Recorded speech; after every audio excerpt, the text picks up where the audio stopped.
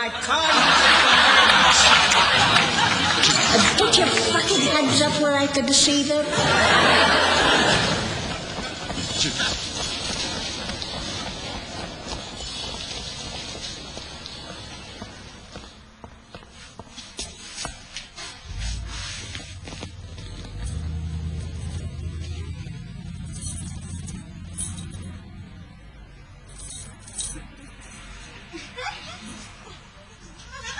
Ha ha ha!